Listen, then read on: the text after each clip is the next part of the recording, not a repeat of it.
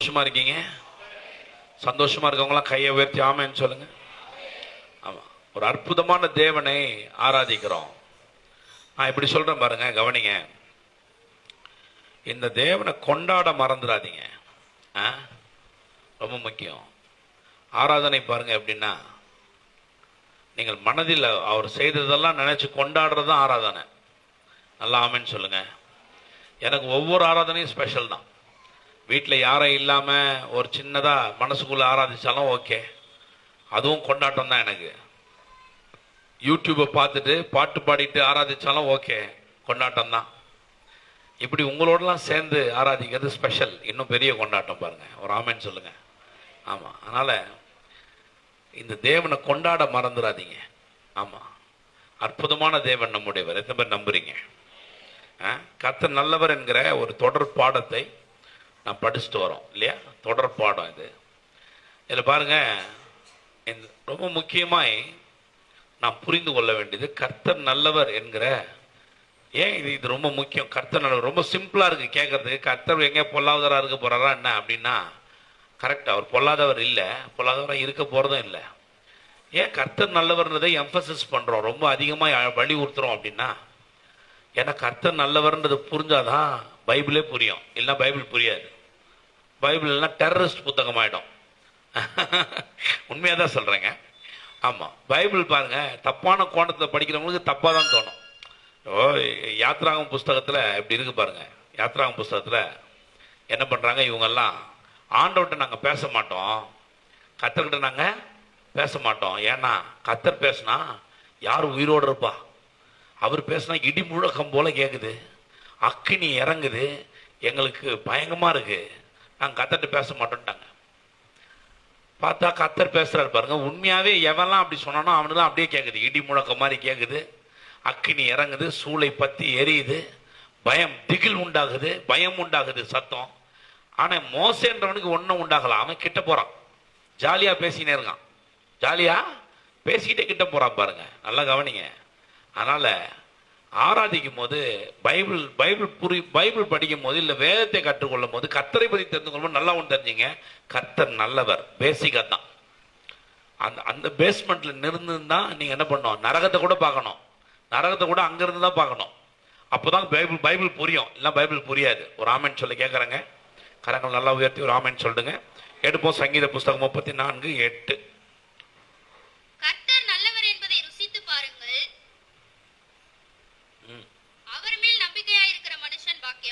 என்ன பிரேக்லாம் அடிக்கிறீங்க? வாசிங்க. கர்த்தர் நல்லவர் என்பதை ருசித்து பாருங்கள். தண்ணி குடிக்க முடியல பாருங்க. கர்த்தர் நல்லவர் என்பதை ருசித்து பாருங்கள், அவர் மேல் நம்பிக்கையா இருக்கிற மனுஷன் பாக்கியவான். ஆமேன். நல்லா ஆமேன் சொல்லுங்க. கவனிங்க, இந்த நல்ல ஆண்டவரை வைத்து எப்படி இந்த உலகத்தை எப்படி ஜெயிக்க போறோம் பாருங்க. மனிதனை கர்த்தர்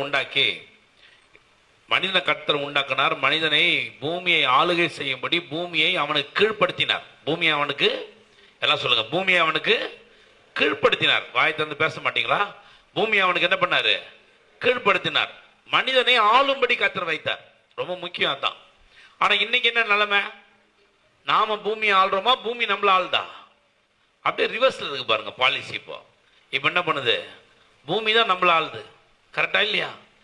ஆமா, எப்படியாவது சம்பளம் வாங்கணுமே, எப்படியாவது அதை பண்ணணுமே, எப்படியாவது இதை பண்ணணுமே அப்படின்னா காலம் தான் நம்மளை தீர்மானிக்கிறதே தவிர நாம காலத்தை தீர்மானிக்கிறவங்களா இப்போ இல்ல. நாம டிசைட் பண்ற இடத்துல இல்லாம போயிடுறோம் பாருங்க. கிடையாது, கர்த்தர் நம்மளை டிசைட் பண்ற இடத்துல தான் இப்பயும் வச்சிருக்கிறார். அதுக்கு தான் நீங்க ரசிக்கப்பட்டிருக்கீங்க. அதெல்லாம் நான் சொல்லிட்டு இருக்கேன் பிரசங்கங்கள்ல. ஒரு ஆமேன் சொல்லுங்க. அப்ப இந்த நல்ல ஆண்டவரை வைத்து எப்படி இந்த பூமியை மேற்கொள்வது, இந்த உலகத்தை எப்படி கீழ்ப்படுத்துவது, எப்படி அதை மறுபடியும் டொமினியனுக்குள்ள, நம்முடைய அதிகாரத்துக்குள்ள எப்படி கொண்டு வருவது என்பதுதான் இந்த பிரசங்கம் மூலமா நிரூபிக்க விரும்புகிறேன். அதனால இவ்வளவு பெரிய தொடர் பிரசங்கம் பேசுறேன். அந்த கருத்தோட நீங்க கவனிப்பீங்க நான் நம்புறேன். பாருங்க, போன வாரத்தை கிருபைன்னு ஆரம்பிச்சேன். கர்த்தர் நல்லவன்ற பகுதியில விசுவாசம் பேசியிருக்கேன் இதுக்கு முன்னாடி. இப்ப கிருபைன்னு ஆரம்பிச்சேன். அப்ப கிருபைனா என்னன்னு சொன்னேன். பேசிக்கா கிருபைனா என்னன்னு சொன்னேன். ஒருத்தர் போன் பண்ணி என்கிட்ட கேட்கிறாரு பாருங்க, ஒரு போதகர், ஏங்க என்னங்க டைரக்டா எப்படி சொல்லிட்டீங்க, கர்த்தர் கண்டிஷனே இல்லாம ஆசீர்வதிப்பார்னா எப்படிங்க அப்படின்றார். அவருக்கு அதை ஒத்துக்க முடியல. நம்ம தம்பி தான், அவருக்கு அதை ஒத்துக்க முடியல. கண்டிஷனாம எப்படிங்க ஆசீர்வாதம்? எங்கெங்க இருக்கு பைபிள்? நான் சொன்ன கண்டிஷனோட ஆசீர்வாதம் எங்க இருக்கு நீ சொல்லுப்பா முதல்ல. உடனே பழைய ஏற்பாட்டு காலத்துல இருந்து எடுத்துக்கிறாரு. எடுத்துக்கிட்டு நீ வார்த்தையின்படி கேட்டு அதன்படி செஞ்சாதான் ஆசீர்வாதம், அதன்படி செய்யலாம் சாபம் இல்லை. நீ செஞ்சிருக்கியா என்னையாவது? ஒரு நாள் நீ செஞ்சதில்லை. 10 பிரமாணத்தை முதல்ல நிறைவேற்ற முடியுமா உன்னால? முடியாது. அப்புறம் நீ எப்படி ஆசீர்வாதமா இருக்கிற? கொஞ்சம் விலைக்கு சொன்ன பாருங்க அவருக்கு. அப்ப சாபம் எங்க போயிருச்சுன்றதெல்லாம் காட்டினதுக்கு பிறகு என்ன இப்படி சொல்றீங்க அப்படின்றார். அப்ப இவ்வளவு நாள் கேட்ட பிரசங்கத்துக்கும் அவர் இப்ப கேட்கறதுக்கும் பெரிய மாற்றம் இருக்கு, வித்தியாசம் இருக்கு. என்ன இப்படி சொல்றீங்கன்றார். இப்படி இல்லப்பா, இப்படிதான், இதுதான் சத்தியம். ஒரு ஆமேன் சொல்லுங்க. நல்லா ஆமேன் சொல்லி கேட்கிறேன். சும்மா பழைய ஏற்பாட்டு கதையை ஒண்ணு எடுத்துக்கிட்டு ஆண்டவர் அப்படி செய்ய சொன்னார், அப்போதான் இது பண்ணுவேன்னாரு, அதெல்லாம் பழைய ஏற்பாடுங்க. அதனாலதான் அது பழைய ஏற்பாடுன்னு சொல்றோம். புதிய ஏற்பாடுல பழைய ஏற்பாடு நாள்பட்டதும் பழமையானதுமா இருக்கு நான் சொல்ல, பவுல் சொல்றார். வேதாகம சொல்றது, திட்டமே வேதாகமத்தை திட்டு. அது நாள்பட்டது பழசு. புதிய ஏற்பாடுல எப்படி ஃபில்டர், சூப்பர் ஃபில்டர் பாருங்க சிலுவை. எப்படின்னா நன்மை எல்லாத்தையும் எடுத்துக்கலாம், மற்றதெல்லாம் அங்கேயே விட்டுறலாம். ஏன்னா அதெல்லாம் சிலுவையில நிறைவேறி முடிஞ்சிச்சு. நன்மை எல்லாம் எடுத்துட்டு உலகத்தை ஜெயிக்கிறது தான் வேலை. ஒரு ஆமேன்னு சொல்ல கேட்கிறேன். இன்னைக்கும் அதை நோக்கி தான் பிரசங்கம். இன்னைக்கு கிருபையை ஒரு டிஃப்ரெண்ட் ஆங்கிள் நான் சொல்ல, பவுல் சொன்னதை கொஞ்சம் ஞாபகப்படுத்த விரும்புறேன். நிறைய பேர் அதெல்லாம் மறந்துடுறாங்க. அதை கொஞ்சம் நம்ம சரியான ஆங்கிள் அதை பார்க்க விரும்புறேன். எடுப்போம். ரோமர் 3ஆம் அதிகாரம் 24ஆம் வசனம். இலவசமாய் அவருடைய வாசி அவருடைய கிருபையினாலே கிறிஸ்து இயேசுவில் உள்ள மீட்பை கொண்டு நீதிமான்கள் ஆக்கப்படுகிறார்கள். எப்படியா சொல்லுங்க? இலவசம். என்னங்க வாயை கொண்டு வந்தீங்களா இல்லையா? இலவசம், கிருபை, மீட்பு, நீதிமான். மறுபடி இலவசம், கிருபை, மீட்பு, நீதிமான். ராமன் சொல்லுங்க. முதல்ல ஃபர்ஸ்ட் டிக்ளரேஷன் சொல்லிட்டாங்க, ஃப்ரீ பண்ணிட்டாங்க. ரெண்டாவது எப்படி ஃப்ரீ? கிருபையினால. எப்படி? By the grace. அப்புறம் எப்படி கிரேஸ் என்ன பண்ணுச்சு, கிருபை என்ன பண்ணுச்சு? கிறிஸ்துவுக்குள் இருக்க மீட்பை கொண்டு உங்களை நீதிமானா மாத்துச்சு. ஒரு ஆமென் சொல்லுங்க. அப்ப கிருபையும் மீட் பண்ண பண்ணிருக்கு நமக்கு ஒரு நீதிமான் என்கிற அசைக்க முடியாத அற்புதமான ஸ்தானத்தை தந்திருக்கிறது. நீதிமான பத்தி இதுல பேசலாம்னு நினைச்சேன், இல்ல ஃபாஸ்டிங் பிரேயர்ல பேசிட்டு வரேன். அதனால நீதிமான பத்தி இதுல கவர் பண்ண முடியுமா தெரியல. ஒருவேளை அதை விட்டது ஏதாவது இருந்தா வேணா கவர் பண்ணலாம். கவனிங்க. அப்படிலாம் விட முடியுமா? நிறைய விட முடியும், ஏன்னா பேச நிறைய இருக்கு. அடுத்து இன்னொரு வசனம் கொடுக்கலாம். எபேசி நிருபம் 2:8. கரெக்டா கவனிச்சுட்டே வாங்க. என்ன எபேசி நிருபம் 2:8. கிருபையினாலே விசுவாசத்தை கொண்டு ரட்சிக்கப்பட்டீர்கள். இது கவனிச்சிங்களா? இது உங்களால் உண்டானதல்ல, தேவனுடைய ஈவு. இங்க 4 என்ன 4? கிருபை சொல்லுங்க. கிருபை, விசுவாசம், ரட்சிப்பு, அப்புறம் வேற என்ன? 4வது என்ன? சூப்பர், தேவனுடைய ஈவு. ஆமா, எல்லாம் சொல்லுங்க. கிருபை, விசுவாசம், ரட்சிப்பு, தேவனுடைய ஈவு. எல்லாம் ஆமென் சொல்லுங்க. ஈவன் என்ன? கிஃப்ட். கிஃப்ட்டுக்கு நீங்க ஏதாவது தர போறீங்களா? உங்களுக்கு நான் உங்க வீட்டுக்கு வரேன், உங்களுக்கு ஒரு கிஃப்ட் தரேன்னு வச்சுங்க. சரி விடுவோம், நான் யாருக்கும் கிஃப்ட் இப்ப தரதில்லை. அதெல்லாம் ஒரு காலம், இப்ப தரதில்லை. ஏன்னா ஒருத்தர் தந்தா இன்னொருத்தர் கோச்சிக்கிறாங்க. அதனால கிஃப்ட் கொடுக்கறதே விட்டேன் நான். ஆமா, இப்ப நீங்களும் எனக்கு கிஃப்ட் தரீங்கன்னு வச்சுப்போம். அப்படி யாரும் தரது இல்லையோ? சும்மா ஒரு உதாரணத்துக்கு நீங்க எனக்கு கிஃப்ட் தரீங்கன்னு வச்சுங்க. நீங்க ஏதோ ஒன்று வாங்கிட்டு வந்து தரீங்கன்னா, நான் ஏற்கனவே உங்ககிட்ட காசை கொடுத்து வாங்கிட்டு வந்து எனக்கு தான் சொன்னா அது பேர் கிஃப்ட் இல்லை. அது பேரு கிஃப்ட் இல்லை. நான் எதிர்பார்க்காம இருக்கிறேன், நீங்க வந்துட்டு வந்து என்ன பண்றீங்க, எனக்கு ஒரு கிஃப்ட் தரீங்கன்னா அது இலவசம், வெகுமதி. அது எப்படிப்பட்டது? ப்ரெஷியஸ். ஒரு ஆமென் சொல்லி கேட்கிறேன். நான் பொதுவாகவே பாருங்க, எல்லார்ட்டையும் சொல்லுவேன், கிஃப்டா ஒரு பொருள் வந்துச்சுன்னா அது யாருக்கு என்ன பண்ணாது? ஃப்ரீயா தராது, யாருக்குமே தராது. ஏன்னா அது கிஃப்ட மதி. கிஃப்ட கொடுத்தவங்களுக்கு கொடுக்குற மரியாதை, அது கொடுத்தவங்களுக்கு கொடுக்குற மரியாதை. ஒரு ஆமென் சொல்லி கேட்கிறேன். நல்லா இல்லாத கூட கொடுத்துடலாம், பரவாயில்ல, போனா போட்ட ஒரு ஓரத்தில் வச்சுக்க, ஒரு ஓரத்தில் வச்சுக்க. ஏன்னா உனக்கு ஒரு மனுஷரை பார்த்து உன்னை கொடுத்துருக்காங்கல்ல அப்படின்னு பாருங்க. இது கிஃப்ட். கர்த்தர் பாருங்க எப்படிப்பட்ட கிஃப்ட் கொடுத்துருக்காரு. விலையேற பெற்ற கிஃப்ட் கொடுத்துருக்காரு, ரட்சிப்பு என்கிற கிஃப்ட். ஒரு ஆமென் சொல்லுங்க. அல்லேலூயா. எப்படி நடந்துச்சுன்றாங்க? கிருபையினாலே விசுவாசத்தை கொண்டு நடந்துச்சுன்றாங்க. அப்படி சொல்லிட்டு சொல்றாங்க, இது உங்களுடையது அல்ல, இது உங்களால் உண்டானது அல்ல. எல்லாம் சொல்லுங்க, உங்களால் உண்டானது அல்ல, தேவனுடைய ஈவு. அந்த ஈவை எக்ஸ்பிளைன் பண்றாங்க. உனக்கும் அதுக்கும் சம்பந்தமே இல்லை. நீங்க யாராவது சொல்ல முடியுமா எப்படி ரட்சிக்கப்பட்டீங்க? சொல்லுங்க பார்க்கலாம். எப்படி ரட்சிக்கப்பட்டீங்க? என்ன சொல்லுவீங்க தெரியுமா? பெருசா சாட்சி சொல்ல சொன்னீங்கன்னா என்ன சொல்லுவாங்கன்னா, எல்லாருமே நான் செய்வினை கஷ்டப்பட்டு இருந்தேங்க, சர்ச்சுக்கு வந்தேன், கர்த்தர் என்ன விடுவித்தார். அதுவா ரட்சிப்பு? ரட்சிப்பு அதுவா? இல்லைங்க. ரட்சிப்புனா என்ன? புறஜாதியா இருந்த நீ, அந்நியனா இருந்த நீ, பாவத்துல இருந்த நீ, சாத்தானோட உடன்படிக்கையில் இருந்த நீ, தேவனுடைய பிள்ளை ஆணியே, அதான் ரட்சிப்பு. கவனிக்கிறீங்களா?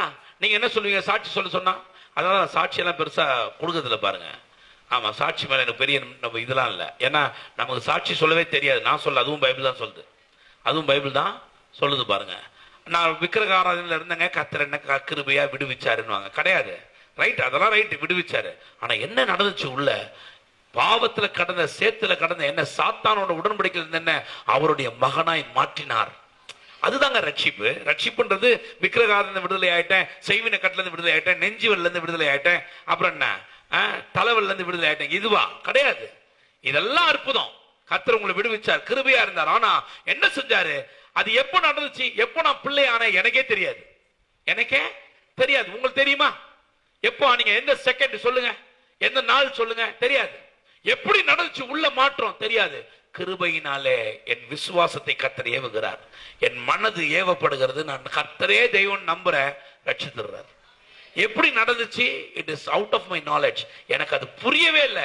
இந்த ரட்சிப்பு புரியல. இந்த ரட்சிப்பு ஏன் புரியலன்னா, அது என்னால் நடக்கவில்லை. எனக்கும் அதுக்கும் சம்பந்தம் இல்லை. அது என்னால நடக்கல. அதனாலதான் பைபிள் சொல்றது தேவனுடைய ஈவு. கையை தட்டி ஆமேன்னு சொல்லுங்க சார். நல்லா ஆமேன் வரலையே? அல்லேலூயா. நல்லா புரிஞ்சுங்க. யாராவது உங்களை ரட்சிக்கப்பட்டு எப்படி ரட்சிக்கப்பட்டீங்க கேட்டா தெரியாதுங்க. எப்படி ரட்சிக்கப்பட்டீங்க கேட்டா தெரியாதுங்க. ஒண்ணு தெரியும், அப்ப சாத்தானுடைய பிள்ளையா இருந்தேன், இப்ப கர்த்தருடைய பிள்ளையா இருக்கிறேன். அதுதான் ரட்சிப்புன்னு எனக்கு தெரியும். எப்படி உள்ள ப்ராசஸ் ஆச்சு சத்தியமா தெரியாதுங்க. ஏன்னா அது கிஃப்ட். கிஃப்ட் எப்படி அவர் வாங்கினார் நான் கேட்க முடியுமா? கேட்க முடியாது. அது கிஃப்ட். ஒரு ஆமேன் சொல்லுங்க. நல்லா ஆமேன் சொல்ல மாட்டீங்களே? அல்லேலூயா. யாராவது உங்களை நீங்க எப்படி ரட்சிக்கப்பட்டீங்கன்னா உடனே நான் பெரிய அந்த செய்வின கட்டில் இருந்தேன், நான் அப்படியே படுத்துட்டு இருந்தேன், நான் இழுத்துக்கிட்டு இருந்தேன், நான் தொங்கிட்டு இருந்தேன்னு சொல்லி பரவாயில்ல. அதெல்லாம் சாட்சி தான், இருந்து போகுது. ஆனா என்ன சொல்லணும்? சொல்ல வேண்டியது என்ன? சாத்தானோட இருந்தேன், சாத்தானுக்கு பிள்ளையா இருந்தேன், கர்த்தருக்கு பிள்ளையா மாறி இருக்கேன். பாவத்துக்கு உடனே சாத்தானுக்கு பிள்ளை எல்லாம் கோவம் வந்துடும். என்ன எங்க கடவுள்ல நீங்க இப்படி சொல்றீங்களே, என்ன அப்படி சொல்லாதீங்க. அதை சொல்லுங்க. நான் அது இருக்கட்டும். ஒரு வாரத்துல பாவத்துக்கு அடிமையில இருந்தேன், அசுத்தத்துக்கு அடிமையா இருந்தேன், கடவுள் அல்லாததெல்லாம் வணங்கிட்டு இருந்தேன். ஆனா கடவுள் என்ன சந்திச்சு ரட்சித்து அவர் பிள்ளையாவே மாத்தி இருக்கிறார். அதான் ரட்சிப்பு. ஒரு ஆமேன் கையை உயர்த்தி சொல்ல முடிஞ்சா. எப்படி ரட்சிக்கப்பட்டீங்க தெரியுமா? எப்படி ரட்சிக்கப்பட்டீங்க தெரியுமா? உங்கள் தகப்பன் யார்? உங்கள் தகப்பன் யார்? அமைதியாட்டீங்க. அடப்பாவி, ரட்சிக்கப்பட்டவ எவனும் இல்லையா இது சர்ச்சில்? இவ்வளவு பேர் உட்காந்துருக்கீங்களா? ரட்சிக்கப்பட்டவன கை தூக்கியா? ஏய் சகையும் தம்பி, இவ்வளவு நாள் ரட்சிக்கப்படலையா? ரட்சிக்கப்பட்டவன கை தூக்குன்னு சொல்லி ரொம்ப நேரமா சொல்லிட்டு இருக்கேன்ப்பா. ரட்சிக்கப்பட்டவன கை தூக்குங்க. கொஞ்சம் பேர் ரட்சிப்பே சந்தேகமா இருக்கு போல் இருக்கே. ரட்சிக்கப்பட்டீங்களா? ரட்சிக்கப்பட்டீங்க. ஒரு நல்ல ஒரு ஆமேன்னு சொல்லுங்க. உங்க தகப்பன் யார்? சத்தம். உங்க தாய் யாரு? இருக்கட்டும், இயேசுவாவே இருக்கட்டும். நான் சொல்லட்டுமா புதுசா ஒன்னு சொல்றேன். Your mother is grace. கிருபையே உங்களுடைய தாய். ஒரு ஆமேன் சொல்ல கேட்கிறேன், நிரூபிக்கிறேன். இப்போ வசனங்கள் வழியா உங்களை நிரூபிக்கிறேன். அப்படி சொல்லிட்டீங்க அப்படின்னா வெயிட் பண்ணு, வசனம் கொடுக்குறேன். வசனத்தை வச்சு என்ன பண்ணலாம்? கன்ஃபர்ம் பண்ணலாம். ஒரு ஆமேன் சொல்லுங்க. ஏனுங்க, கலாத்திய நிருபம் 4ஆம் அதிகாரம். கலாத்திய நிருபம் 4. இன்னும் கொஞ்ச நாள்ல என்ன சொல்ல போறேன்? கிருபன்னா இயேசுதான் சொல்ல போறேன். பயப்படாதீங்க. இயேசுதான் கிருபை. பாத்தீங்களா ரகசியங்களா எவ்வளவு முன்னாடி சொல்றேன் பாருங்க. தைரியமா போய் வீட்டுல போய் ஆராய்ச்சி பண்ணுங்க. ஆமா வாங்க. கலாத்திய நிருபம் 4:21 எடுங்க வேகமா. நியாயப்பிரமாணத்திற்கு கீழ்ப்பட்டிருக்கிற, நியாயப்பிரமாணத்துக்கு கீழ்ப்பட்டு இருக்க விரும்புகிற நீங்கள் நியாயப்பிரமாணம் சொல்லுகிறதை கேட்கவில்லையா? இதை எனக்கு சொல்லுங்கள். சரி கவனிங்க. இப்ப என்ன கவனிங்க. இப்ப பவுல் எதை பத்தி பேசுறாருன்னா, கலாத்திய நிருபத்துல என்ன பிரச்சனை இங்க இருக்குன்னா, இவங்க எல்லாரும் விசுவாசத்தினால் ரட்சிக்கப்பட்டவர்கள், விசுவாசத்தினால் ஆவியை பெற்றவர்கள். இவங்க என்ன பண்றாங்க? நியாயப்பிரமாணத்தை பின்பற்றுவதற்கு மனதுள்ளவர்களா மாறிட்டாங்க. இப்போ எப்படியாவது நியாயப்பிரமாணத்தை பின்பற்றி தேவனுக்கு பிரியமா வாழணும்னு நினைக்கிறாங்க. எடுங்க 3ஆம் அதிகாரம், இது அப்படியே வச்சுப்போம், 4 அப்படியே வச்சுப்போம். 3ஆம் அதிகாரம் 1 இருந்து ஒரு 4 வசனம் வாசிங்க. 1 இருந்து ஆரம்பிங்க. 3ஆம் அதிகாரம் 1. யாரு யார் இல்லாதவங்க? என்ன இல்ல? புத்தி இல்லையா? புத்தி இல்லாத கலாத்தியரே, நீங்கள் சத்தியத்திற்கு கீழ்ப்படியாமற் போவதற்கு உங்களை மயக்கியவன் யார்? இயேசு கிறிஸ்து சிலுவையில் அறையப்பட்டவராக உங்கள் கண்களுக்கு முன்பு பிரத்யட்சமாய் உங்களுக்குள்ளே வெளிப்படுத்தப்பட்டிருக்கிறாரே. ஒன்றை மாத்திரம் உங்களிடத்தில் அறிய விரும்புகிறேன். நியாயப்பிரமாணத்தின் நல்லா அதை அண்டர்லைன் பண்ணுங்க. நியாயப்பிரமாண கிரியையினாலயா, விசுவாச கேள்வியினாலயா, எதனாலே ஆவியை பெற்றீர்கள்? ஒரு சூப்பர் கேள்வி கேட்கிறார். கவனிங்க என்ன சொல்ற. இப்ப இவங்க எல்லாம் என்ன ஆயிட்டாங்கன்னா, விசுவாசத்தினால ரட்சிக்கப்பட்டு விசுவாசம் கேட்டாங்க, கேட்ட உடனே விசுவாசிட்டாங்க, விசுவாசிச்ச உடனே ரட்சிக்கப்பட்டாங்க. அப்படி ரட்சிப்பை பெற்றும் போது இவங்க ஒரு தரிசனத்தை பாக்குறாங்க. என்ன தரிசனம்னா, கிறிஸ்து சிலுவையில் இருக்கிற ஒரு பிரத்யட்சமான தரிசனத்தையே அவங்களுடைய மனதில் பாக்குறாங்க. பாருங்க அப்படி என்ன பண்றாங்க. இந்த கலாத்திய சபை அப்படி ரட்சிக்கப்பட்ட சபை. இப்படி ரட்சிக்கப்பட்டவங்க என்ன பண்றாங்க? இப்போ நியாயப்பிரமாணத்தை பின்பற்றுறாங்க. கொஞ்சம் பேர் வந்து நியாயப்பிரமாணத்தை பின்பற்றியே ஆகணும் அப்படின்ட்டாங்க. நியாயப்பிரமாணத்தை என்ன பண்றாங்க? இவங்க இப்போ பின்பற்றிக்கிட்டு இருக்காங்க. பின்பற்றிட்டு இருக்கும்போது அவங்க தான் சொல்ற, புத்தி இல்லாத கலாத்தியரே என்றார். என்ன சொல்றாரு? புத்தி இல்லாத கலாத்தியரே. ஹலோ, கேக்குதா? யாருக்கெல்லாம் கேக்குது? நல்லா ஒரு ஆமேன்னு சொல்லுங்க. எப்படி எவ்வளவு எவ்வளவு எவ்வளவு கடுமையா விமர்சிக்கிறாரு பாருங்க அவங்கள. புத்தி இல்லைன்ற, நீ எதனால ரட்சிக்கப்பட்ட? விசுவாசனாலேயா இல்ல நியாயப்பிரமாண கிரியையினாலேயான்றாரு. அப்புறம் வாசிங்க 3. ஆவியினாலே ஆரம்பம் பண்ணி, அதாவது விசுவாசத்தினால ஒருத்தன் ஆரம்பம் பண்ணனா அவன் எதனால ஆரம்பம் பண்றான்? ஆவியினால ஆரம்பம் பண்றான். ஆவியினாலே ஆரம்பம் பண்ணின நீங்கள் இப்பொழுது மாமிசத்தினாலே முடிக்க போகிறீர்களோ அப்படின்றார். அப்புறம் நீங்கள் இத்தனை புத்தியினரா? என்னப்பா இவ்வளவு முட்டாளா நீ? ஆவில ஆரம்பிச்சு மாமிசத்துல முடிக்கணும்னு நினைக்கிறிய, ஏதாவது கொஞ்சம் அறிவு இருக்கான்றார். நல்லா கவனிங்க. கேக்குதா? யாருக்கெல்லாம் கேக்குது? காது உள்ளவர்கள் கேட்க கடவர்கள். நல்லா கவனிங்க. அப்ப எதை ஒரு சொல்றாரு? நியாயப்பிரமாணத்தை பின்பற்றுவதை புத்தி ஈனம்னு சொல்றது நான் இல்ல. யாரு? பவுல். யார் சொல்றாரு? பக்கத்தட்டி சொல்லுங்க. பாஸ்டர் இல்லையா? பாஸ்டர் இல்லையா? பவுல் தான். தட்டினீங்களா இல்லையா? ஆமா, கவனிங்க. தட்டி சொன்னா சொல்லணுயா, அதுதான் ஏதோ ஒண்ணு இருக்குன்னு அர்த்தம் இல்லையா? கவனிங்க. இப்ப எடுத்துங்க 4ஆம் அதிகாரத்துக்கு போயிருவோம். 4:21 வாசிச்சிட்டோம் இல்லையா? அது என்ன சொல்ற? நியாயப்பிரமாணத்துக்கு கீழ்பட்டிருக்க விரும்புகிற நீங்கள் நியாயப்பிரமாணம் சொல்லுகிறதை கேட்கவில்லையா? இதை நான் உங்களுக்கு சொல்லுகிறேன். சொல்லுங்க, இதை எனக்கு சொல்லுங்கள். 22. நல்ல காதை திறந்து கேளுங்க சார். என்னுடைய பிரசங்கம் இல்ல இது. இந்த பிரசங்கத்தை நான் விவரமா சொல்றேன். இப்போ இது பவுலுடைய பிரசங்கம். ஆபிரகாமுக்கு 2 குமாரர் இருந்தார்கள் என்று எழுதியிருக்கிறது. எத்தனை குமாரர்கள் இருந்தாங்க ஆபிரகாமுக்கு? சத்தம் வரலையே. எத்தனை பேரு? சரி, 2 குமாரர்கள் இருந்தார்கள் என்று எழுதி இருக்கிறது. ஒருவன் அடிமையானவளிடத்தில் பிறந்தவன். எல்லாம் சொல்லுங்க, யாருக்கிட்ட பிறந்தவன்? யார் அவ? அவ யார்? அவன் யார்? என்னங்க அவ யாரு? ஆகார். அவன் யாரு? சூப்பருங்க, இஸ்மவேல். அடிமையானவள் யாரு? ஆகார். அடிமையானவள் இடத்தில் பிறந்தவன் இஸ்மவேல். மறக்கவே கூடாது. அப்புறம் வாங்க. ஒருவன் சுயாதீனம் உள்ளவளிடத்தில் பிறந்தவன். சுயாதீனம் உள்ளவள்னா என்ன? எல்லாம் சொல்லுங்க. ஒரு அப்படின்னா என்னன்னு கேட்டாங்க. சுயாதீனம் உள்ளவள்னா என்ன? சீக்கிரம் சொல்லுங்க. ஒன்னு பாண்ட் உமன், அடிமை. ஆபிரகாம் என்ன சொன்னாலும் செய்யணும், சாராய் என்ன சொன்னாலும் செய்யணும். இன்னொருத்தி சுயாதீனம் உள்ளவள், ஃப்ரீ விமன். அப்படின்னா என்ன அர்த்தம்? ஆபிரகாமுக்கு எவ்வளவு உரிமை இருக்கோ அவ்வளவு உரிமை சாராய்க்கும் உண்டு. ஒரு ஆமென் சொல்ல கேட்கிறேன். ஆபிரகாமுக்கு எவ்வளவு ரைட்ஸ் இருக்கோ அவ்வளவு ரைட்ஸ் அவளுக்கும் உண்டு. அவ ஒரு ஃப்ரீ விமன். ஒரு ஆமென் சொல்ல கேட்கிறேன். ஆபிரகாமுடைய சொத்து நிர்வாகத்து மேல எவ்வளவு அதிகாரம் அவனுக்கு இருக்கோ அதே அதிகாரம் அவளுக்கும் உண்டு. நல்லா ஆமென் சொல்ல கேட்கிறேன். சத்தமா என் கூட வரீங்களா? இருக்கீங்களா? ஆமா. ஒருத்தி யாரு? ஆகார். இன்னொருத்தி சாராய். எல்லாம் சொல்லுங்க. ஒருத்தி ஆகார். ஆகார் யாரு? ஆகார் யாரு? அடிமை. சாராய் யாரு? ஃப்ரீ விமன், சும்மா சுயாதீனம் உள்ளவர். சூப்பர். 23. அடிமையானவளிடத்தில் பிறந்தவன் மாம்சத்தின்படி பிறந்தவன். அடிமையானவளிடத்தில் பிறந்தவன் மாமிசத்தின்படி பிறந்தவன். நல்லா கவனிங்க என்ன சொல்றாரு.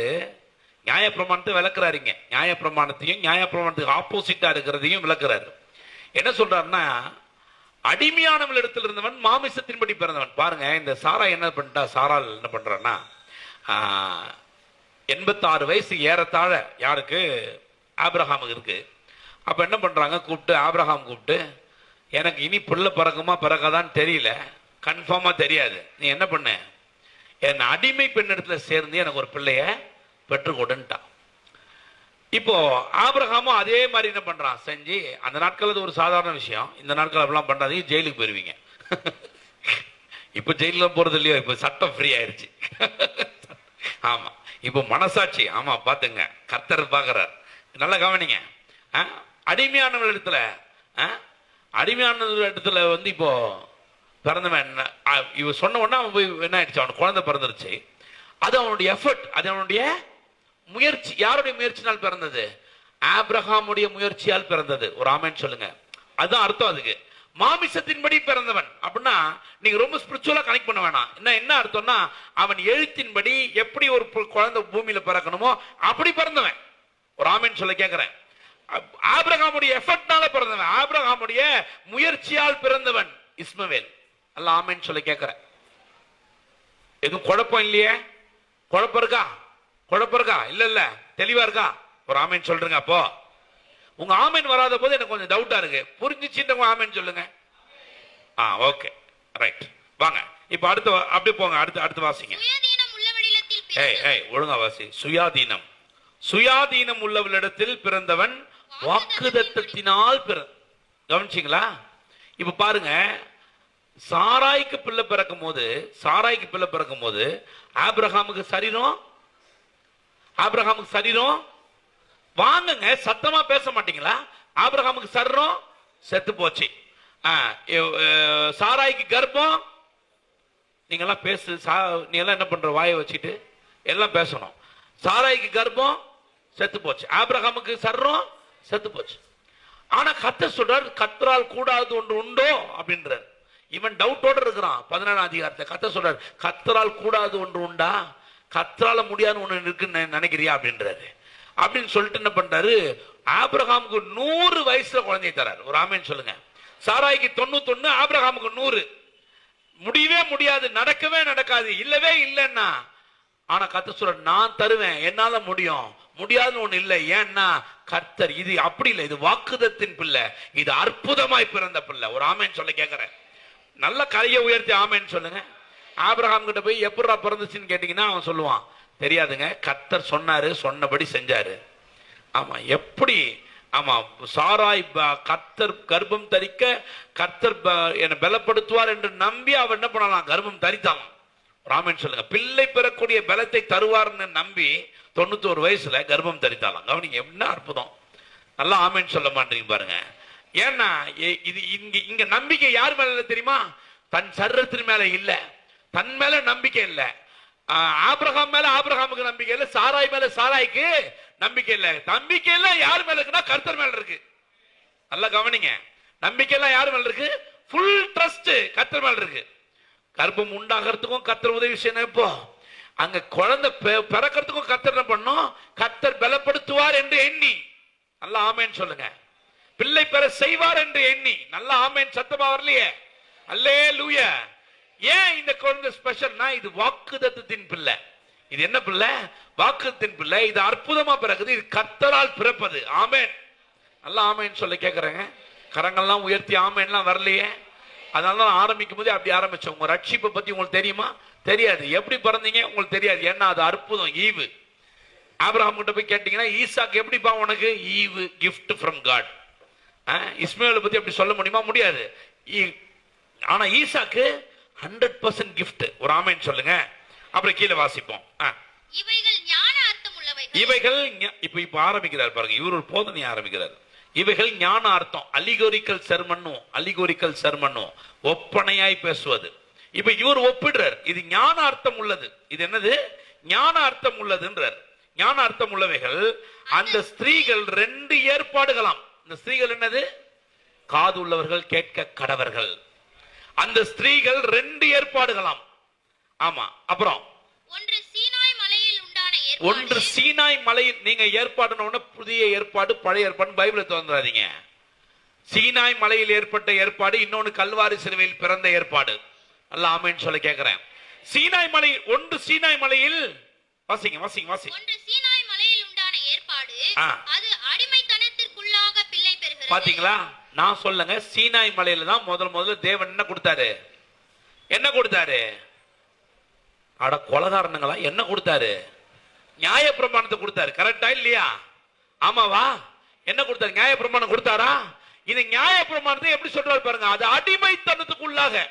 எப்படி அது அது சொல்றாரு பாருங்க. மறுபடியும் வாசிங்க அதை. ஒன்று சீனாய் மலையில் உண்டான ஏற்பாடு, அது அடிமைத்தனத்துக்குள்ளாக பிள்ளை பெறுகிறது. அது ஆகார் ஆகாருக்கு பிறந்த பிள்ளைய, அடிமையின் பிள்ளைய எப்படி வர்ணிக்கிறார் பாருங்க. எவெல்லாம் சீனாய் மலையில பிறந்தானோ, எவெல்லாம் நியாய பிரமாணத்தை பின்பற்றானோ, எவெல்லாம் நியாய பிரமாணத்துக்கு கீழே இருக்கானோ, அவன் எல்லாம் அடிமை. நான் சொல்ல இது வந்து அங்க பிறந்தவெல்லாம் என்னது? நான் எப்படி சொல்ல பாருங்க. ஆபிரகாம் இஸ்மவேலுக்கும் தகப்பன் தான், ஈசாக்குக்கும். சூப்பருங்க. ஆமா, இஸ்மவேலுக்கும் அப்பா ஒருத்தன் தான், ஈசாக்குக்கும் அப்பா ஒருத்தன் தான், அம்மா தான் வேற. இன்னைக்கு கிறிஸ்தவம் அப்படிதான். இன்னைக்கு எப்படி கிறிஸ்தவம்? நியாய பிரமாணத்தை நிறைவேற்றணும், சபையின் சட்டத்தை நிறைவேற்றணும். வெள்ளை சட்டை போடலன்னா உள்ள வரக்கூடாது. நகையை கட்டினியா ரைட்டு, நீ you are from the different mother. ஒரு ஆமென் சொல்லுங்க. நீ வேற தாய்க்கு பிறந்தவன், நான் வேற தாய்க்கு பிறந்தவன். ஒரு ஆமென் சத்தமா சொல்ல மாட்டீங்களே? ஆமா. நீ எந்த தாய்க்கு பிறந்தவன்? அடிமையான ஆகாருக்கு பிறந்த மாதிரி. நீ நியாய பிரமாணம் சீனாய் மலைக்கு கீழே பிறந்தவன், நான் கல்வாரி சிலுவைக்கு கீழே பிறந்தவன். கையை தட்டி ஆமென். நல்லா ஆமென் சொல்ல விரும்பினா எத்தனை பேர் புரியுதுன்னு தெரியல. புரிஞ்சவங்க கண்கள் திறக்கப்பட்டுரும் இன்னைக்கு இயேசு நாமத்துல. ஆமா. இந்த பெந்தகோஸ்தேல வந்த ஒரு சில மோசமான உபதேசத்தெல்லாம் அடிச்சு உடையணும் பாருங்க. அப்படி மண்டையிலே அடிக்கணும். ஆமா, அப்பதான் உடையும். எல்லாம் உடையாது. ஒரு சிலதுலாம் நல்லா கவனிங்க. எவ்வளவு அற்புதமான சத்தியத்தை பேசுற பாருங்க. இந்த சீனாய் மலைக்கு கீழே பிறந்தவன் யாருன்னா அடிமைத்தனத்துக்குள்ளாக பிறந்தவன். அப்படிதான் அவன் பிறந்திருக்கிறான். அவன் ஆகாருக்கு ஒப்பா இருக்கிறான். அப்புறம் கீழே வாசிங்க. ஆகார் என்பது அரபு தேசத்துல உள்ள சீனாய் மலை. இவர் என்ன சொல்றாரு? அங்க அரபு தேசத்துல ஒரு சீனாய் மலைக்கு பேர் வைக்கிறார். அரபு தேசத்துல இருக்க சீனாய் மலை, அந்த ஆகார் இப்பொழுது இருக்கிற எருசலேமுக்கு சரி அப்படின்றார். என்ன அங்க இருக்க சூழ்நிலை பேசுறாரு. அன்னைக்கு எருசலேம்ல எல்லாரும் நியாய பிரமாணத்தை பின்பற்றுறாங்க, எல்லாரும் பின்பற்றணும்ன்றாங்க. கிறிஸ்தவன் ஆனா கூட என்ன பண்றாங்க? துரத்தி வந்து நியாய பிரமாணத்தை கையில கொடுத்து இதை பின்பற்றணும்பா, இல்லைன்னா கர்த்தர் ஒண்ணு என்ன பண்ண மாட்டாரு. ஆமா, இது கர்த்தரே கொடுத்தது அப்படின்னு சொல்லி அப்படிதான் நம்மளையும் ஓட்டிட்டு இருக்காங்க இல்லையா? நம்மள என்ன பண்றாங்க? இன்னைக்கு பாருங்க, இன்னைக்கு பெண்டகாஸ்டல்ஸ் எடுத்துங்க, இல்ல வேற எது வேணா எடுத்துங்க. நீ இப்படி காலையில 4 மணிக்கு எழுந்துச்சு ஜபம் பண்ணும், கண்டிப்பா பண்ணும், நானும் சொல்றேன். ஆமா, எவனை விட்டுறாத. ஆனா ஜபம்ன்றது அன்பினால வரணும். லவ் தான். ஒரு ஆமென் சொல்லி கேட்கிறேன். லவ் தான் அதுல வரணும். இன்னைக்கு காலைல ஜபம் பண்ணல, கர்த்தர் என்ன அடிப்பார் நீ நினைச்சனா உன்னை ஒன்னும் பண்றதுக்கு இல்ல. சாத்தான் அடிப்பான், நீ நினைச்சுப்ப கர்த்தர் தான் அடிக்கிறாருன்னு. ஆமா, தலையிலேயே ஒன்னு டப்பு டப்புன்னு அடிச்சுட்டே வருவான். நீ என்ன பண்ணுவ? கர்த்தர் தான் அடிக்கிறார் போல நினைச்சிட்டு இருப்ப. உன்னை அவர் அடிக்கவே மாட்டார். ஒரு ஆமென் சொல்லி கேட்கிறேன், சத்தமா சொல்லி கேட்கிறேங்க. இன்னைக்கு பாருங்க, இன்னைக்கு இப்படி நடக்குது. இன்னைக்கு ரொம்ப பொருந்தும் இந்த பிரசங்கம்லாம். இன்னைக்கு பொருந்தும். ஆண்டவரே நாங்க அதை பண்றோம், நாங்க இதை பண்றோம், நாங்க 100 நாள் உபவாசம், 1000 நாள் உபவாசம், அப்படி உபவாசம், மோடிய தூக்கம், ஜாடிய சாத்தம் அப்படின்னு. என்ன கருமாந்திரம் தெரியல. இதெல்லாம் பாருங்க நியாய பிரமாணத்துக்கு கீழே பிறந்தது. இதெல்லாம் என்னது? அவங்க என்ன நினைக்கிறான்? ஜபத்தினால பெருசா சாதிச்சலாம்னு நினைக்கிறான். இல்லைங்க, நாம ஜபத்தினால சாதிக்கல, கிருபையினால சாதிக்கிறோம். எல்லாம் ஆமென் சொல்லுங்க. பெரிய வித்தியாசம் இருக்கு. நியாய பிரமாணத்துக்கு ஸ்ட்ரைட் ஆப்போசிட் என்ன தெரியுமா? நியாய பிரமாணம் சொல்லுது நீ இதெல்லாம் செய்யணும், செய்தால் கர்த்தர் உன்னை ஆசீர்வதிப்பார்.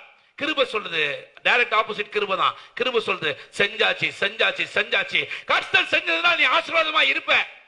கையை தட்ட முடிஞ்சா தட்டி ஆமென் சொல்லுங்க. அல்ல ஆமென், அல்லேலூயா. Law demands. நியாய பிரமாணம் முன்னெடுத்து எதிர்பார்க்கிறது. Law demands, but grace gives. ஒரு ஆமென் சொல்லி கேட்கிறேன். கிருபை வாரி இறைக்கிறது, கிருபை தாராளமாய் கொடுக்கிறது, லாவிஷா உன் மேல அனுக்கிரகத்தை அள்ளி வீசுது கிருபை. ஒரு ஆமென் சொல்லி கேட்கிறேன். அல்லேலூயா. அதுதான் வித்தியாசம்.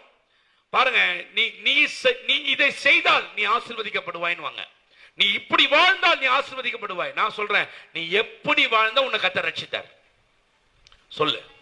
நீ ரட்சிக்கிறதுக்கு முன்னாடி 100 நாள் ஜெபம் பண்ணியா? இல்ல ரட்சிக்கிறதுக்கு முன்னாடி நீ எதா பண்ணியா? விலையேற பெற்ற ரட்சிப்பு இலவசமா தந்தார். ஒரு ஆமென் சொல்லி கேட்கிறேன். என்னைக்கு ரட்சிப்பு இலவசமா தந்தாரோ அதோடு கூட ஆசீர்வாதங்கள் எல்லாவற்றையும் உனக்கு தந்திருக்கிறார். அதான் பைபிள், அதான் வேதாகமம். நல்லா ஆமென் சொல்லி கேட்கிறேங்க. ஆமா, நான் அதுக்கு தகுதி இல்லையே. யார் தகுதி? நான் தகுதி நீ நினைக்கிறியா? நீ தான் நினைச்சுக்கணும். இல்ல என்னை விட ஒரு பெரிய பாஸ்டர் இருப்பார், அவர் தகுதின்னு நான் நினைக்கிறதா? இல்ல, நான் சொல்றேன், தகுதி இல்லாதவர்கள் எல்லாருமே தகுதி இல்லதான். அது எவ்வளோ பெரிய பாஸ்டரா இருந்தாலும், எவ்வளோ சின்ன விசுவாசியா இருந்தாலும், எல்லாரும் தகுதியில தான் கர்த்தருக்கு முன்னாடி. கர்த்தர் சொல்றாரு, நான் எல்லாத்தையும் செஞ்சு முடிச்சிட்டப்பா, எடுத்துக்கன்றாரு. ஒரு ஆமென் சொல்லுங்க. சத்தமா சொல்ல கேட்கிறேங்க. பாருங்க, இதை கரெக்டா புரிஞ்சுக்கணும். இந்த சீனாய் மலை இருக்கு பாருங்க, முதல்ல மலையை மாத்தணுங்க. ஆமா ஆமா, மலை என்ன பண்ணோம்? மலையை முதல்ல மாத்தணுங்க. இந்த சீனாய் மலையை மாத்தாத பிரசங்கம் எவ்வளவு இருக்கு. ஆமா, நீங்க யோசிச்சு பாருங்க. ஒரு தடவை ஒரு ஒரு ஒரு ஒரு இடத்துக்கு போயிருந்தேன். அப்போ வந்து அந்த அந்த பிள்ளைங்க நிறைய ஜுவல்ஸ் எல்லாம் போட்டுட்டு உட்காந்துருந்தாங்க முன்னாடி. என் பக்கத்தில் ஒரு பாஸ்டர் ஒருத்தர் உட்காந்துருக்காரு. நான் அப்படி சும்மா உட்காந்துருந்தேன். அப்போ அந்த பாஸ்டர் சொல்றாரு, பார்த்தீங்களா இதெல்லாம் கிறிஸ்தவ பிள்ளையா? எவ்வளோ நகை போட்டிருக்கு பாருங்க, காதில் கம்மல் பாருங்க எவ்வளோ தூரம் தொங்குது, இவன் கண் எங்கே போகுது பார்த்தீங்களா? இவெல்லாம் பாஸ்டரா? இப்படிப்பட்டவங்களாம் பாஸ்டரே கிடையாது. நான் யாருடைய கமலையும் பார்த்ததில்லை இது வரையும். அது எவ்வளோ பெருசாக தொங்குது பாருங்க. இவனுக்கு எப்படி தொங்குனா இவனுக்கு என்ன கேட்பான் கண்டிப்பா. எப்படி தொங்குனா இவனுக்கு என்ன, அவ்வளோ பெருசாக தொங்குது அப்படின்றான். அப்புறம் சொல்றான், கர்த்தர் கம்மல் போடணும்னு விரும்பினா அந்த பொண்ணு காதல விழுற மாதிரி சொல்றான். கம்மல் போடணும்னு கர்த்தர் விரும்பினா கர்த்தர் பிறக்கும் போதே ஓட்டையை போட்டு அமைச்சிருப்பாரு. நிறைய பேர் இப்படி பேசுறது உண்டு பாருங்க. நான் என்ன தெரியுமா, நான் அமைதியா இருந்தேன். கொஞ்ச நேரம் அமைதியா இருந்து அவன்கிட்ட சொன்னேன், நீங்க பிறக்கும் போது எப்படி பிறந்தீங்கன்னு கேட்டேன்.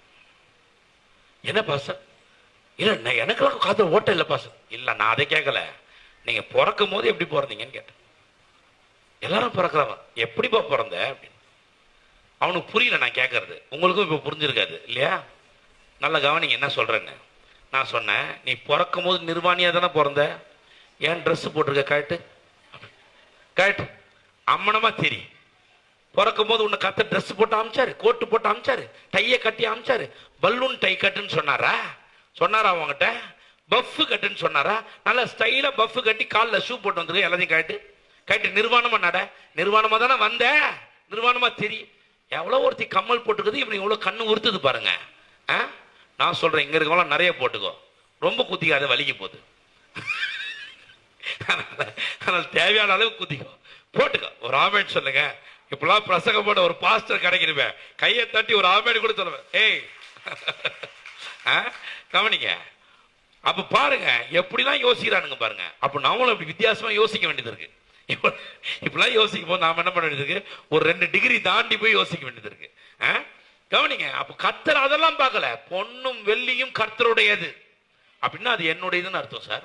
நான் பிள்ளைகள் எல்லாம் கையை தூக்கி ஒரு ஆமென் சொல்லுங்க. பிள்ளைங்க தானே நீங்கெல்லாம், அவர்தெல்லாம் என்னுடையதுன்னு ஒரு தடவை ஆமென் இல்ல, அவர்தெல்லாம் என்னுடையது. இன்னொரு தடவை சத்தமா, அவ்வளவுதான் ஆமென். கவனிங்க, ரொம்ப முக்கியம். இப்ப எவ்வளவு அற்புதமான ஒரு இல்லுஸ்ட்ரேஷன் கொடுக்குறா பாருங்க. அடுத்த 2 வருஷத்தை தாண்டிடுவோமா? எத்தனை வருஷம்? எத்தனை வருஷம்? 24 25 வருஷம். ஓகே, 26 வேண்டாம். மேலான எருசலேமோ சுயாதீனம் உள்ளவள். அதாவது என்ன சொல்றாரு, மேலான எருசலேம்னா சாராயை பத்தி சொல்றாரு. அவளே நமக்கு எல்லோருக்கும் நான் சொல்ல தாயின்னு. யார் சொல்றது? பைபிள் சொல்லுது சார், வேதாகமம் சொல்லுது தாயின்னு. ஒரு ஆமென் சொல்லுங்க. சுயாதீனம் உள்ளவள் தான் தாயானவள். ஒரு ஆமென் சொல்லுங்க. கிருபை தான் சுயாதீனம் உள்ளது. கிருபை உன்னை ஃப்ரீ பண்ணுது. கிருபை உன்னை சுயாதீனமா இருக்க சொல்லுது. நான் சொல்றேன், கிரேஸ் தான் மதர். கையை தட்ட முடிஞ்சா தட்டு. ஒரு ஆமென். அல்லேலூயா. ஆமா, வாசிங்க 27.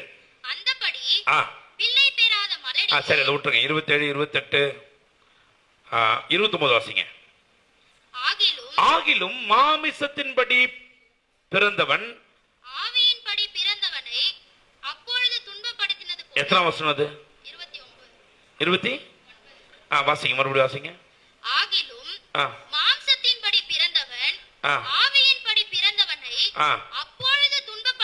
அப்பொழுது துன்பப்படுத்தினது போல இப்பொழுதும் துன்பப்படுத்துகிறார்கள். ஒரு ஆமென் சொல்லுங்க. நீங்க பார்த்திருக்கீங்களா? நல்ல கிருபை அவனா ஒருத்த பிரசங்கம் பண்ணான்னா ஊர்ல இருக்க நியாயப்பிரமாண பிரசங்கிகளா பொறுக்காது. பார்த்திருக்கீங்களா? அவனை கமெண்ட் பண்றது, அவனை நோன்றது, இது சரியான பிரசங்கம் இல்லை, இது ஒரு கள்ள உபதேசம். கள்ள உபதேசம் நிரூபிக்கணும்ல. நீ சரியான பிரசங்கத்தை நிரூபிக்கணுமா இல்லையா?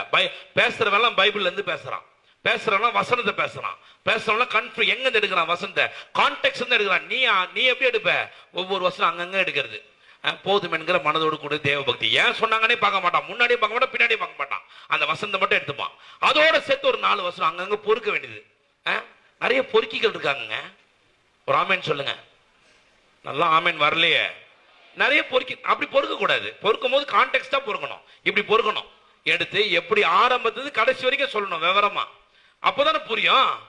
ஆமாவா இல்லையா? ஆமா. கவனிங்க, என்னைக்குமே ஒண்ணு புரிஞ்சுங்க.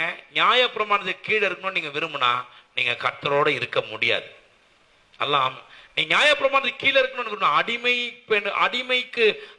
அடிமையானவளுக்கு பிள்ளையா இருந்தா ஆபிரகாமோட சுதந்திரவாளியா இருக்க முடியாது சார். கையை தட்டி ஆமென்லாம் சொல்ல கேட்கறேங்க. அல்லேலூயா. வாசிங்க அதை மறுபடியும். ஆகிலும் மாம்சத்தின்படி பிறந்தவன் ஆவின்படி பிறந்தவனை அப்பொழுது துன்பப்படுத்தினது போல இப்பொழுதும் நடந்து வருகிறது. 30. அதை குறித்து வேதம் என்ன சொல்லுகிறது? அடிமையானவளின் மகன், கேக்குறீங்களா? அடிமையானவளின் மகன் சுயாதீனம் உள்ளவளுடைய குமாரனோடு கவனிச்சீங்களா? நான் சொன்னத அடிமையானவன் யாரோடு இருக்க முடியாது? சுயாதீனம் உள்ளவளுடைய பிள்ளையோடு இருக்க முடியாது. நல்லா ஆமேன்னு சொல்லுங்க. இந்த பேலன்ஸ்ன்றாங்க கொஞ்சம் பேர். என்ன தெரியுமா? பேலன்ஸ் டாக்டரின் பேசுறாங்களாம் ஒரு சில கிறுக்கு பைத்தியங்க. எப்படின்னா நியாயப்பிரமாணமும் வேணும், கிருபையும் வேணும், அப்படி லைட்டா பேலன்ஸா அது நடுவுல நடப்பாங்களாம் அவங்க. ஆண்டவர் அது என்ன தெரியுமா சொல்றாரு? மிக்சர்னு சொல்றாரு. என்னது? கலப்பு. என்னது? கலப்பு. கலப்பு ரொம்ப தப்பு. கலப்பே கிடையாது. Pure grace. நான் உன்னை பார்த்து சொல்றேன், கர்த்தர் உன்னை விடுவித்திருக்கிறார். நீ எல்லாவற்றிலிருந்தும் விடுதலை ஆயிட்ட. உன்னை இனி எதுவும் அடிமைத்தனத்துக்குள்ள கொண்டு போக முடியாது. பாவம் உன்னுடைய பாவத்தை பார்க்கலும் மீட்பு பெரியது. இதெல்லாம் கிருபை, ஃப்ரீ. உன்னை விடுதலையாக்குது. உன்னை சுதந்திரவாளியா யோசிக்க. நான் இப்படி சொல்றேங்க. கவனிங்க. இது பேசும்போது தான் சொல்லிடுறாங்க, எங்க அப்ப பாவம் செஞ்சா அவங்களுக்கு தைரியம் வந்துடுறதா பாவம் செய்யறாங்க? கிடையாது. நல்லா கவனிங்க. ஆண்டவராகிய இயேசு கிறிஸ்து பேதுருவை சந்திக்கிறார். நல்லா என்ன காலை திறந்து கேளுங்க. ஆண்டவராகிய இயேசு கிறிஸ்து பேதுருவை முதல் முறை சந்திக்கிறார். எங்க சந்திச்சார்? சட்டுன்னு சொல்லுங்க. எங்க சந்திச்சார்? போட்லியா? எந்த கடற்கரையா? கலிலேயா கடற்கரையில சந்திக்கிறார். கரெக்டா? ஆமா. போட்ல என்ன பண்றாரு? உடனே இவன் போட்டை கேட்கிறாரு. இவன் அப்பதான் வலையை அலசிட்டு இருக்கான். போட்டை ஏறி கொஞ்சம் தள்ளி விட சொல்லி அங்க போய் நின்று பிரசங்கம் பண்றாரு. கடற்கரையில நிறைய பேர் உட்காந்துருக்கான். பிரசங்கம் பண்றாரு. பிரசங்கத்தை இவன் கேட்டுக்கிட்டே இருக்கான். நல்லா கவனிங்க. நல்லா பிரசங்கத்தை இவன் கேட்கறான், கேட்டுட்டே இருக்கிறான். அப்புறம் பிரசங்கம் முடிஞ்ச உடனே இயேசு என்ன பண்றாரு? வாப்பா போட் எடுத்துட்டு வா, உள்ள போலாம், மீன் பிடிக்கலான்றாரு. உடனே இவன் சொல்றான், நைட்டெல்லாம் நாங்க பிரயாசப்பட்டோம், ஒன்னும் கிடைக்கல, ஆனாலும் நீ சொல்றீர் வரேன்னு போறான். போன உடனே பார்த்தா இவர் வலைகளை போடுன்றாரு. இவன் வலையை தான் போட்டான். ஒரு வலை தான் போட்டான். ஒரு வலையை போட்டா வலை கிழியத்தக்கதான மீன், போட்டு படகு அமிழத்தக்கதான மீன். அது ரொம்ப முக்கியம். படகு முழுகிற மாதிரி ஆயிடுச்சு. மேல ஏத்துனா படகு முழுகிடும். இவன் செய்கை காட்டி இன்னொரு கப்பலை வேற கூப்பிடுறான். நல்லா கவனிங்க. செய்கை காட்டி இன்னொரு கப்பலை கூப்பிடுறான். அந்த கப்பல் வந்து 2 கப்பல்லையும் ஷேர் பண்ணி தூக்கிட்டு வரலான்னு இழுத்துட்டு வரலான்னு பார்த்தா 2 கப்பலும் முழுகிற மாதிரி ஆயிருது. பாதி அந்த கமெண்டர்ஸ் இப்படி சொல்றாங்க, பாதி நெட்டை உள்ள கீழே விட்டு தண்ணியில பிடிச்சி இழுத்துட்டு வரானுங்க வெளில. அவ்வளவு மீன் அவன் வாழ்க்கையிலே பார்த்துருக்க மாட்டான். நல்லா கவனிங்க. வந்து கரைக்கு வந்த உடனே பேதுரு மீனை பார்க்கல. எது தெரியுமா? என்ன தெரியுமா சொன்னா? கத்தரை பார்த்து என்ன சொன்னான்? சொல்லுங்க, என்ன சொன்னான்? நான் பாவியான மனுஷன், என்னை விட்டு அப்புறம் போவோம், என்னை விட்டு தூர போவோம். அவனுக்கு பாவின்னு சொன்னது எது? இயேசு அவனை பார்த்து பாவின்னு சொன்னாரா? எது அவனுடைய மனதுல அவன் பாவின்றதை உணர்த்துறது எது? எது உணர்த்துறது சொல்லுங்க? கர்த்தர் ஒரு நன்மையை எதிர்பார்க்காம அவனுக்கு செய்த நன்மை. ஒரு ஆமேன் சொல்ல கேட்கிறேன். அவனுக்கு செய்த அற்புதம். ஒரு ஆமேன் சத்தமா சொல்ல கேட்கிறேன். எது உங்களை பாவின்றது குற்றம், எது உங்களை உணர்த்துது? பாவம் செய்யாம எது உங்களை தடுக்குது? நான் கர்த்தருடைய பிள்ளை, நான் கர்த்தரோடு கூட இருக்கிறேன், கர்த்தர் எனக்குள்ள வாசமா இருக்கிறார் என்கிற உணர்வு இருந்தா நீங்க என்ன பண்ண முடியாது? பாவம் செய்யாம இருக்கலாம்.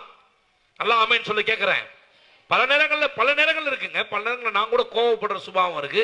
ஒரு சில நேரம் கோவப்படுற மிதமிஞ்சின கோபம் வந்த நாட்கள் இருக்கு.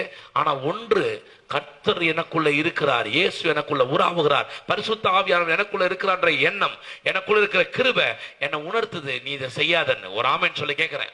நல்லா ஆமேன் சொல்ல கேட்கிறேன். அதையும் மீறி செஞ்ச நாட்கள் உண்டு, அதையும் மீறி கோவப்பட்ட நாட்கள் உண்டு, இல்லைன்னு மறுக்கிறதுக்கே இல்லை. கோவப்பட்ட நாட்கள் உண்டு. ஆனா நான் சொல்றேன், கைவிடாமல் பாதுகாக்கிற கர்த்தர் எப்பொழுதும் தூக்கி நிறுத்த வல்லவர். கையை தட்டி ஆமேன் சொல்ல கேட்கிறேங்க. இப்படி யோசிச்சு பாருங்க. இப்படி யோசிச்சு பாத்தீங்கன்னா நீங்க எங்க பலவீனம்ன்றது தெரியும், எந்த பலவீனத்திலிருந்து வெளில வரணும்னு தெரியும், அந்த பலவீனத்திலிருந்து வெளில வர முடியும். இயேசு திரும்பி என்ன தெரியுமா சொன்னாரு? நீ இப்பொழுது மீன்களை பிடிக்கிற, என்னை பின்பற்றி வா. மனுஷனை பிடிக்கிறான், அவனை பார்த்து பாவியா நீ தள்ளி போ அப்படின்னு சொல்ல, உன் பாவத்தை அறிக்கையிடு சொல்ல. நானா தான் சொல்லியிருப்பேன், நீங்களா தான் என்ன பண்ணிருப்பீங்க? பாவத்தை அறிக்கையிடு, பாவத்தை மறைக்கிறவன் வாழ்வடைய மாட்டான், அறிக்கையிட்டு விட்டு நீ என்ன பண்ணுவான்? இரக்கம் பெறுவான் அப்படின்னு இருப்போம். இயேசு அப்படிலாம் ஒண்ணுமே சொல்ல. இப்பொழுது நீ மீன்களை பிடிக்கிற, என்ன பின்பற்றி வந்தா மனுஷங்களை பிடிக்கணும் மாத்துவான்றார். எப்படின்னா உதாரணம், இது வரைக்கும் உன் வாழ்க்கையிலே பிடிக்காத மீனை பிடிச்சே இந்த மாதிரி ஏராளமானவங்க உன் பேச்சை கட்டு ரட்சிக்கப்படுவாங்க. மனுஷங்களை பிடிப்ப. கையை தட்டி ஆமேன்னு சொல்லு. அல்லேலூயா, அல்லேலூயா. எங்க இருந்து எங்க ப்ரமோஷன் பாத்தீங்களா? பாதிக்கு என்ன வேணும்? மீட்பு வேணும். அவர் சொல்றாரு, பல பாதிகளை நீ மீட்டெடுப்பா, உனக்கு அந்த பொறுப்பை கொடுக்குறேன்றாரு. அதாங்க கர்த்தர். நான் சொல்றேன், கிருபை உன்னை ஃப்ரீ ஆக்குது, கிருபை உன்னை விடுவிக்குது, கிருபை உனக்கு ஒரு ஃப்ரீ மைண்ட கொடுக்குது. நீ இனி அடிமையே கிடையாது, எதுக்குமே அடிமை இல்லை. ஒரு ஆமேன் சொல்லி கேட்கிறேன். அல்லேலூயா. நல்ல ஒரு ஆமேன் வரலையே. கீழே வாசிப்போம். 31. இப்படி இருக்க சகோதரரே, நாம் அடிமையானவளுக்கு பிள்ளைகளாய் இராமல் சுயாதீனம் உள்ளவளுக்கே பிள்ளைகளாய் இருக்கிறோம். சுயாதீனம் உள்ளவளுக்கு பிள்ளை, கிருபைக்கு பிள்ளையா இருக்கவங்க கையை உயர்த்தி ஆமேன்னு சொல்ல. அல்லேலூயா. 5:1 ஆனபடியினாலே நீங்கள் மறுபடியும் அடிமைத்தனத்துக்கு பாருங்க. நீ சுயாதீனமானவனுக்கு பிள்ளை ஆயிட்ட, அதனால நீ என்ன பண்ணாத, திரும்பி அடிமைத்தனத்துக்குள்ள போகாத. வெள்ளை சட்டையை போட்டாதான் கர்த்தர் ஆசீர்வதிப்பார் அப்படின்னு நினைக்காத. அப்புறம் என்ன பண்ணாத, 4 மணிக்கு எஞ்சி ஜெபம் பண்ணலாம் கர்த்தர் அடிப்பார் கிடையாது. ஆனா 4 மணிக்கு எஞ்சி ஜெபம் பண்ணு, அன்புனால ஜெபிக்கணும். ஒரு ஆமேன்னு சொல்லுங்க. உள்ள ஒரு லவ் இருக்கணுங்க ஆண்டவர் மேல, அதுதான் உங்களை எழுப்பணும், அதுதான் உங்களை ஜெபிக்க வைக்கணும்.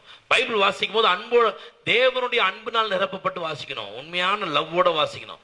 வாசிச்சா பைபிள் புரியும். இல்ல வாய்ப்பாடு மாதிரி கர்த்தர் என் மேய்ப்பரா இருக்கிறான், ஒரு பிரயோஜனமும் கிடையாது. ஒரு பிரயோஜனமா? நானும் வாசித்தேன் பைபிள. எங்க வீட்டில் சொல்லுவாங்க பாருங்க, பைபிள் வாசிக்கலாம் உனக்கு அவள் தான். 2 வசனம் அது கரெக்டாக எடுத்து 2 வசனத்தை வாசிட்டு டபார்னு மூடி வச்சிருது. ஏன் நான் வாசிட்டேன் பைபிள் அப்படின்றது. ஒரு அதிகாரம் வாசிச்சேன் 2 வசனம். ஆமாண்டா, ஆமா 4 வசனம் இருக்கு, சங்கீதம் இருக்கு, டக்குன்னு அதிர்த்து வாசிக்கிறது. எதெல்லாம் முடியும் அதெல்லாம் எல்லா ஃப்ராட் வேலையும் செய்யறது. ஏன்னா அது அடிமைத்தனத்துக்குள்ள இருந்தோம். இப்ப வாசிக்கணும்னா நேரம் கிடைக்கும் போது வாசிக்கிறோம், முடிவெடுத்து போய் உட்காந்து வாசிக்கிறோம். 1 அதிகாரம் 2 அதிகாரம் வாசிச்சாலும் திரும்பி திரும்பி வாசிக்கிறோம், அர்த்தம் புரித வரைக்கும் வாசிக்கிறோம், ஞானம் உண்டாகிற வரைக்கும் வாசிக்கிறோம்.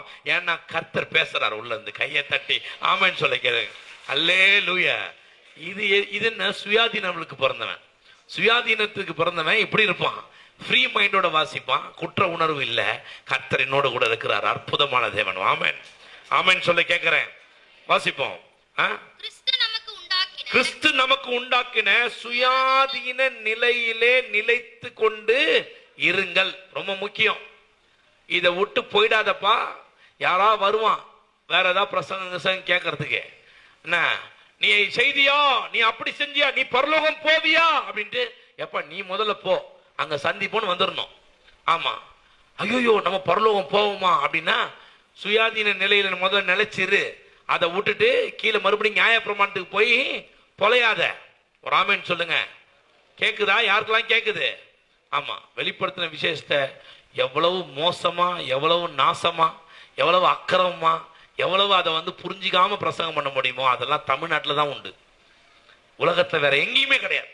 தமிழ்நாடு மாதிரி அடடா இஷ்டத்துக்கு பேச வேண்டும், இஷ்டத்துக்கு. அவன் கற்பனை, அவனுடைய எண்ணம். ஐயோ நீங்க என்ன கேக்குறீங்க? அதுல ஸ்பெஷல், அதுல டாக்டரேட் வாங்கினவங்களாம் இருக்காங்க. போயிட்டு டாக்டரேட் எழுதுனா பாருங்க. ஒருத்தர் இருக்கிறாங்க, பேர் சொல்லாம சொல்றேன்.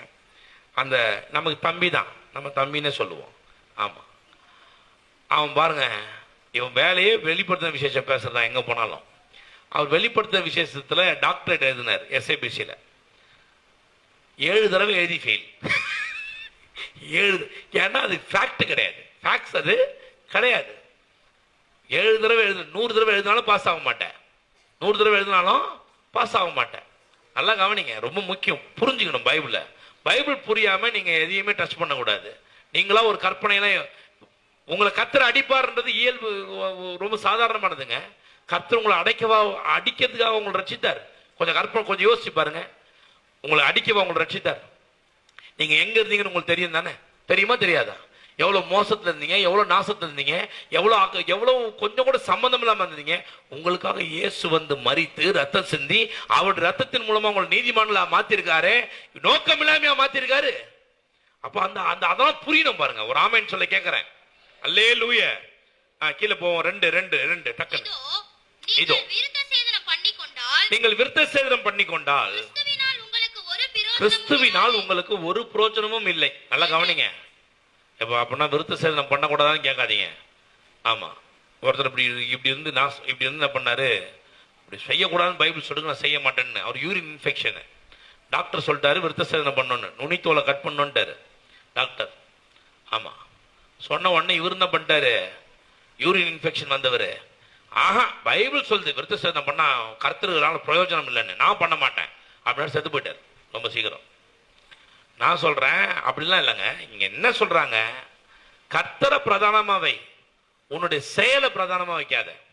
மெடிக்கேஷனுக்காக இப்ப நான் எப்படி சொல்றேன் பாருங்க. இஸ்லாமியில இருந்து ஒருத்தர் ரட்சிக்கப்பட்டு உள்ள வராது, கர்த்தரை பிரயோஜனம் எல்லாம் போயிடுவாரா?